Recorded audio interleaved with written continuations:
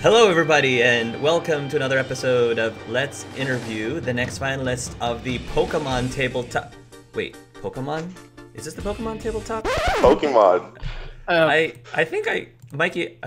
I think I. What am I doing on, here? Am I in the wrong interview? Hang on. I have a feeling we've done this before. Oh. I distinctly feel like Brandon's here for Pokemon, right? Is that right? I think I'm Roman definitely should here be for here, Pokemon. right? I think Roman should be here. I think I'm in the wrong interview. Yeah, I'm sorry. I wasn't prepared. I wasn't actually prepared for a Pokemon campaign. Now that I think about it, we might actually do a Harry Potter thing. Is that Harry Potter? Sure, let's do Harry Potter. Well, today, in addition to Branden, he has selected his brother, Mikey. At least I think they look like brothers to me. To interview him. And apparently there's some birthdays coming up for both of you. Like, what?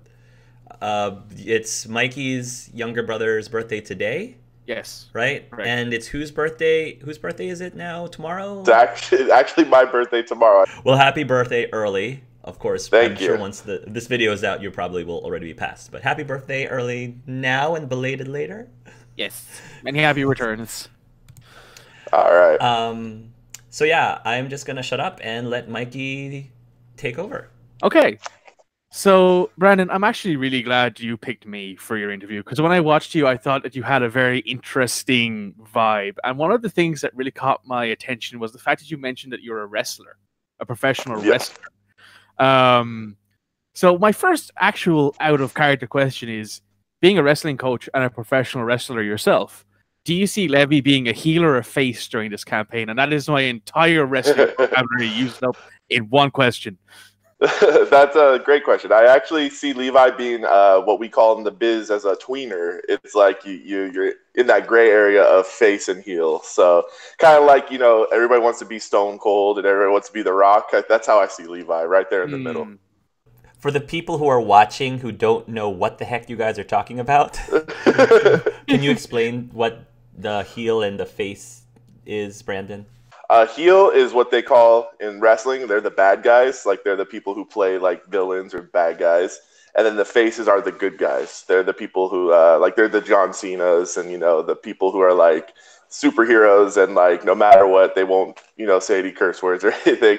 And the way I pictured Levi is kind of in that middle. Like, he tries to be good and he has good tendencies and he like has a bunch of like noble thoughts, but he also has like this area about him that like he can't explain his thoughts. And that was part of the thought thing that I had said in my video. And he can't explain why he feels a certain way towards a certain group of people. I wanted to get a little bit of wrestling in there, make you feel at home. I really appreciate it. I really appreciate it. So, Levi is from a long line of witches and warlocks, the Lionhearts. I like the name, by the way. How do they feel about having a son who is both an albino and going to a completely different school with completely different focuses on teaching? Hogwarts is a much more traditional school, and Uganda being a school of transformation. Because that's not something Hogwarts is actually a big fan of, and a Magi being generally not frowned upon, but not exactly taught. To him, the way I picture it is his family actually is always very supportive, and they're actually like a group of like wizards, pure bloods. They're kind of like how I see them, like they're kind of like the Weasleys, how like they don't only care about the pure bloodedness. They don't care about like, they want muggles to succeed in the wizarding world. They want muggles and muggle-borns to, get a chance to experience the greatness of the wizarding world. So they've always been pretty supportive of Levi. It's Levi that has the problem with it. He's had this expectation of him ever since like the beginning. And he thought like he had to do this. And when it never happened, that's when it became rough on him. So his thoughts are completely different than his parents. His parents couldn't be any more proud that he's just getting somewhere. And even if he never went to a wizarding school, they would be just as proud of him. But to him, he's a letdown and a failure. So, we also know that Levi is very curious, as you said. He's a very curious individual, which is why you envision him at some point becoming a Aurora, which is what the investigative side of Wizarding World is. The Auroras are your detectives, your private eyes, your law enforcement, special forces, etc., etc. So does his curiosity in the world, does that spread to the non-wizarding side? Would you say he knows enough about the Muggle world to live in it alone, if necessary? He's actually very curious about like the Muggle world and stuff like that. He likes like the pop culture of it. I think I could see him like watching like the VMAs and stuff like that and being really interested and like maybe like Lady Gaga. I see him like being super interested in like because she's already kind of witchy like normal to him like the way she dresses and stuff like that kind of correlates to, like the wizarding world. I see him liking the Muggle world and being interested, but also at the same time. Part of his thoughts has to do with like he feels that it's not fair that they get to kind of be out in the open with everything they want to do, and that wizards have to hide it all. Would you say he's more capable in the Muggle world than Arthur Weasley was? Because in the books and in the movies, Harry had to actually help him with currency and trying to use the metro in London. Sorry, it's not the metro; it's the underground in London. And stuff like that. Do you think that if Levi had to, do you think he could get from, an airport in Uganda to the school by himself? I feel like he would have had experiences with that stuff, considering like in my head how I envision like his father and mother, like where they work and what they do. I feel like he'd have some experience in actual Muggle things, but in his eyes, he probably wouldn't know how to do it himself. Like it's being with them. It's kind of like he might be able to understand some things, like definitely money is different and things like that. But there's got to be things like he probably doesn't know what a DMV is and stuff like that. Mm. Like if he had to go to like a DMV, he'd probably struggle. Like common things like going to the airport is probably something that he would have heard of, and his parents may have talked about like, oh, I had to meet these Muggles at this airport to take them here to show them this. So he may have heard about it, but then when he like sees the giant like airplane, be like, "Whoa! I didn't know that they're riding big metal eagles," or like. Oh, this is fair. If you were to imagine what either the Uganda school was like, or what Uganda or African culture is like in the wizarding world, how would you imagine that to be? I've actually been doing a lot of research into this, and part of him being albino is kind of had to do with the witchcraft world of Africa. Like, I don't know if this is like real life situations. Like, people have been saying that like albinos are kind of like sacred there because they like use them for like actual spells and stuff like that, and like they're the world of like witchcraft of the actual African cultures and like voodoo rituals, things like that. Right, and witch doctors. Witch doctors, yeah, that was a more correct term. I picture him being accepted for that because they are kind of considered magical already, albinos, and their blood properties, things like that, are considered already magical. And I pictured the school being really large because I think I read that it is like the largest of all the schools, and it's because it takes like almost all the students from all of Africa instead of like there's like a little schools around, but like it takes most of them, whereas like there's a ton of other schools around the other ones. That's what I was reading. And I just picture it being like full and rich of like African history. I picture a ton of animals all over the place, like just walking from class to class. Like picture like people in their animagi form, like in class, just like studying and stuff like that. I just pictured like it's very, I don't know, like like the Lion King. Can I say that? Like I picture the Lion King where just people are all animals, just like all together. You're allowed to say that because I sort of playfully envision the School of Ugado being neighbors with Wakanda, but yeah, that's just me. A thing that is important is like what they wear, because they wear like the I don't even want to try to butcher what they're called, but like the really colorful robes and stuff like that. And from pictures I saw of people who went to that school, like on Google search and all that. And I would picture like Levi still trying to wear like he'd wear whatever he had to that wouldn't get him in trouble, but also underneath it wearing the same type of clothes you see them wearing like the Harry Potter world. That way, like he wants, or Hogwarts world and stuff like that, not Harry Potter world, but the Hogwarts world, where he like underneath his whatever uniform is regulated to him is his what he would be wearing at Hogwarts to represent like he still feels like he kind of belongs there still.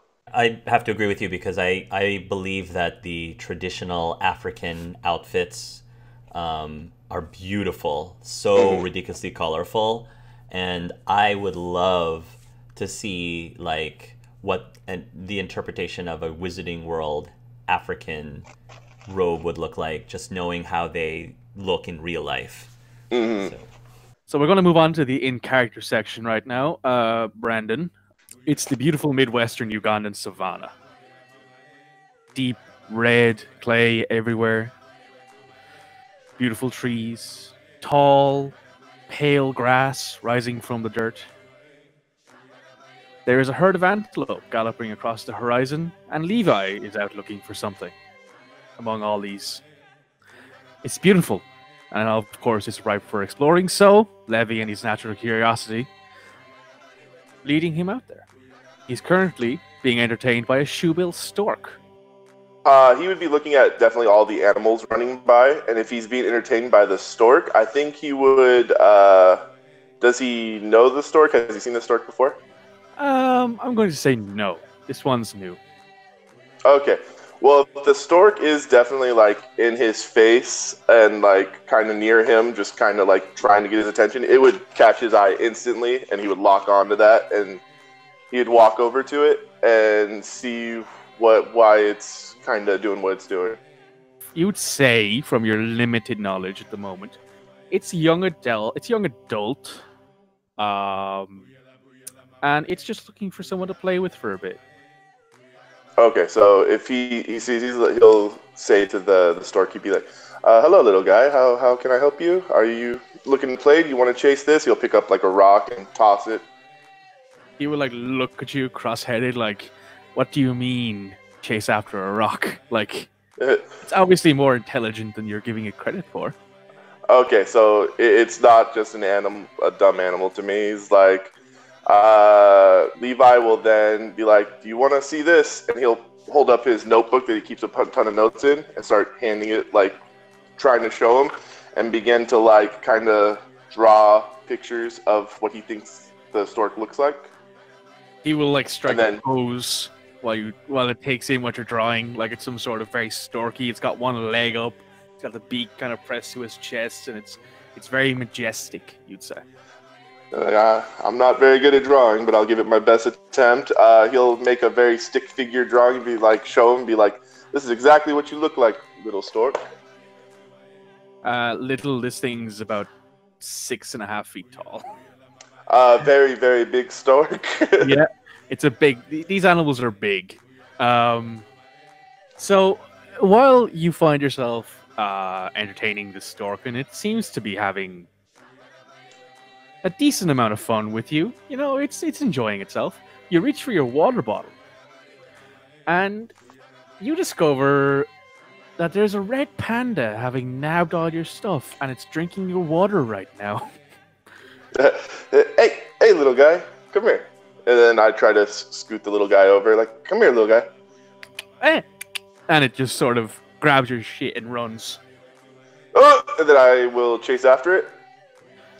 So as you chase after it, you're keeping up pretty well. You also find it very weird as to why there's a red panda in the middle of the savannah. I was gonna say that. Yeah, that's definitely something that's caught Levi's attention. So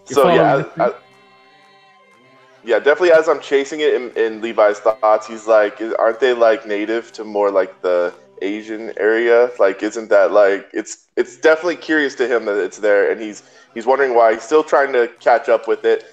And after a second, how far is he getting from me? Is he a lot quicker than myself? No. It's very obvious this animal is teasing you. It's just about out of your Gotcha. reach. Just a little bit out of your reach. All right, so every time I go to reach, I picture it like kind of running back. He keeps trying to like reach and grab and reach and grab. Yeah, it's kind of getting annoying at this point. I'll turn to the stork and be like, "You're not going to help me with this, not even a little bit." The stork is way behind you at this point. The panda was running in a red line, in a straight line, not a red line. Running in a straight line, so the stork is no longer there to be seen. But when you stop and look around, you see a lot of spots in the terrain. A lot of very threatening spots. I am sure he is currently surrounded by 4 or 5 African leopards. Okay, so I stop in my tracks and just slowly start to back up. He's like, "Hey, it's all right. It's just a water bottle. You can keep it. Get a new one." They're all circling you and the panda has now like gathered itself behind your ankles because it's terrified. And they slowly begin to come closer and circling and closer. What's Levi doing? He's panicking. He's not really sure what to do at this point. He will pick up the red panda in kind of like a protective stance. And then I'll look, he's like, "You got us in this mess." And I just kind of like backing up slowly with my hand up, like showing no threat, trying to calm him down and find a way out. You hear a hiss from one of the leopards as it looks at you and looks at it, and then looks at you again, and as they get closer and closer, you have one last chance here. What you gonna do? All right. The only thing I could think of Levi doing is turning into his animagi, which is a wolf, a white wolf, and with the panda holding the panda in his mouth, just taking off as fast as it can, as fast as Levi could run. So the second you transform, the leopards just seem to calm down all of a sudden, as you notice there is an individual just sort of strolling towards you guys. He's got a cane in one hand, he's wearing very dapper looking clothes, and he's carrying a revolver on his hip, which is something that kind of off-puts you. But the more you look at him, you're not quite sure as to place him as Asian or Russian. Okay. He's got that sort of mix about him. And he says, "Oh, look at you. God, Toki, what are you doing causing this hassle with these young men around here? God damn. Come over here." And the panda just scuttles over to him. "Oh my God, what am I going to do with you? Pain in my keister." And at that point, I'm just looking at the leopard and kind of seeing him. And the leopards have calmed down at this point, you said? Yes, they are not doing... They've sat down and are actually like cleaning themselves. They're licking their paws and cleaning themselves. Just chill. Okay, so I'll jump out of my animagi form, back to Levi, sweating, like scared, and like, is that little guy yours? Yes, he is. This is Toki. He's my little trickster. Sorry, what is your name? My name is Levi. Levi. My name is Nikolai. It's a pleasure to meet you. Nice to meet you too. I'm here on official business, shall we say. And he will make these sort of clicking and chirping noises, and the leopards will just sort of scamper off. That's a fine trick you got there. You'd have to teach me it one day. You go to Uroko, isn't it? Or is it, what's it pronounced again? Are you talking about Uganda? That's it. Thank you, young man. Uganda. Yes. Well, this is a very presumptuous situation. Come here. I walk up cautiously. He will offer you his canteen of water.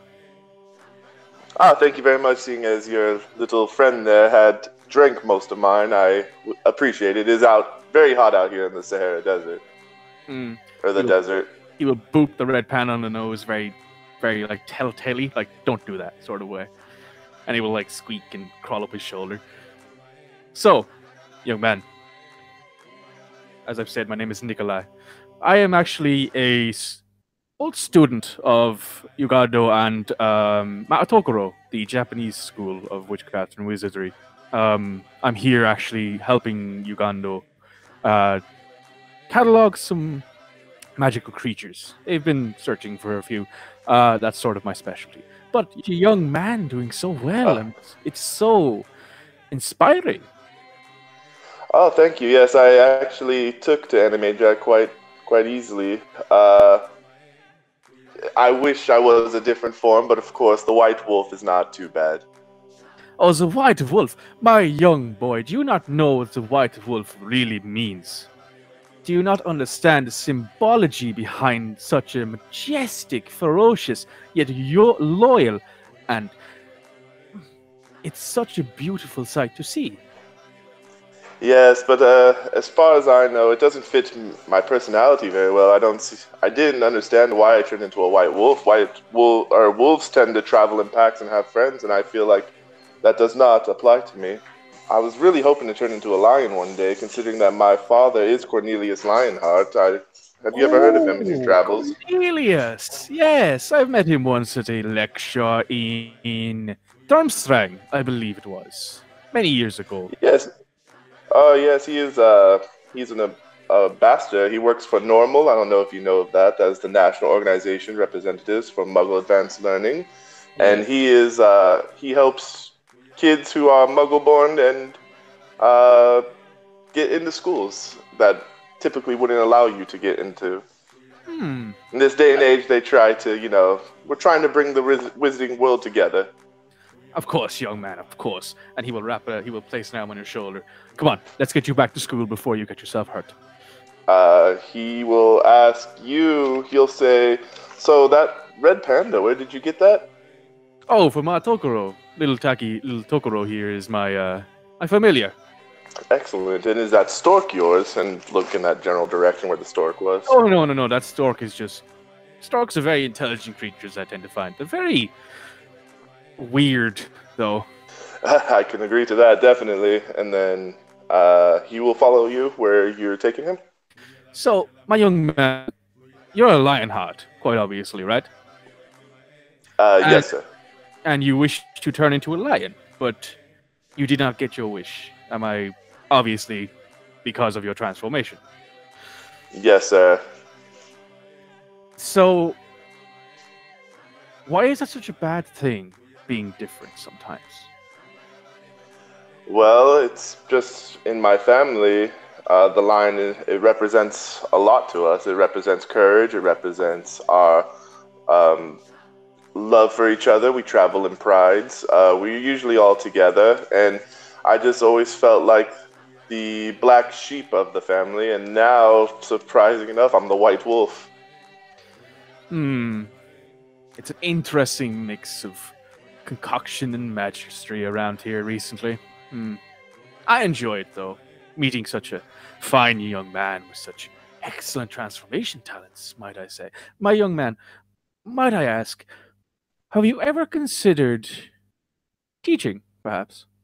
No, teaching is not in my calling. I am definitely more of a quizzited mind. I like to see things and see what people are doing and read body language. Like I've read your body language this whole time, and that's why I followed you. You seem like a safe enough fella.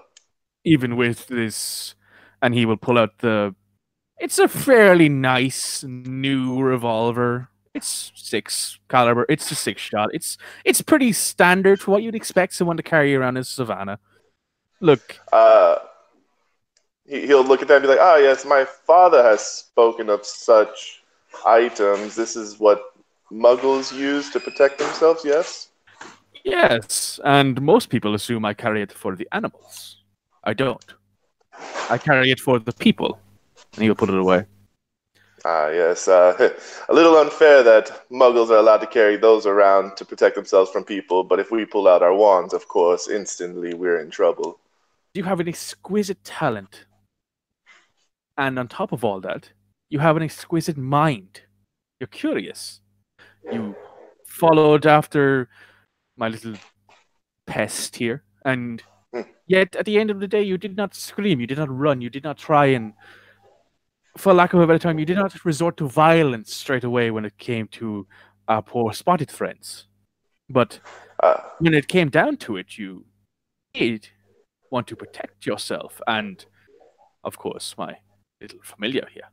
So for that, I thank you. But might I say, as an Aurora, might be an even better job for you. That is the job I hope one day getting, being able to investigate and see areas of places that most are not welcomed. On duty would be a fantastic way for me to live. And I'll be 100% honest, I was totally trying to run from those leopards. Yes, of course. This makes perfect sense. You are not trained in fighting. It's still, though, it's adaptable. It's flexibility, my young man. You have a way of getting out of a situation while you may not have become the lion you wanted to be. Maybe you can become the wolf that you can grow up to be. I mean, yes, I'll be forced to be the wolf, but I would have loved to have been the lion. And so you knew my father, and you know of him at least. And did he help you get into school? No, I had my father teaching me most of the things I needed to know to go to magic school. Though my mother also was kind of interesting because she helped me learn more of the Japanese traditions since I went to Matokoro instead of going to the Siberian school. So, Yes, that. there was a bit of a language barrier to start, but I'm pretty fluent now, thankfully. Yes, you have a excellent accent. Actually, you're definitely somebody who speaks very eloquently of you, and you speak fantastic. You said you're here to look for the animals, yes? And all this, he's doing this to kind of deflect from the whole lion question because whenever he gets nervous or he like doesn't want to answer a question, he starts complimenting somebody or telling people like stuff about them, like, oh, so you're from here, to kind of deflect because he's trying to get you to talk about yourself instead of him talking about himself because he doesn't want to talk about it. I am not here to talk about me. I'm here to see what you can do. He's going to put his book away. He's going to see that his tricks and tactics aren't working on you and that you're going to kind of push the subject. And he's going to look you kind of dead in your eye and be like, at this point, he's going to start posturing up. And not so playful tone anymore. He's going to be like, look, I am a Lionheart. My father, Cornelius, my mother, Elicencia, I wanted to be a lion. I proved to my family that I am not a lion at heart. Being good at turning into a wolf is not something I take pride in. It is not something I enjoy, and I wished it was a lion just to be more like my family, considering I am as different from them as possible. You're a very intriguing young man, Levi. And so are you, Nikolai. I'm not so young, my good sir, but a thank you. So, Levi he will place a hand on Levi's shoulder. I will keep my eye on you, young man. Come on, let's get you back to school before the teachers start running after you. And he will lead you back to the school. Hello, everybody. My name is Levi Lionheart, and may I say that all of you look fantastic today. All of you are great, all of you are smart, and I think you guys will be perfect for any schools, and you know what? No. For once, I will speak of myself. I am Levi Lionheart. I am a Lionheart.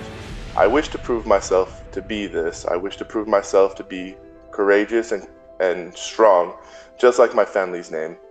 I feel like I am not anywhere near the deserving of the name Lionheart. And if you pick me, I will prove that I could be the best Lionheart, and I will pave my own path. Thank you.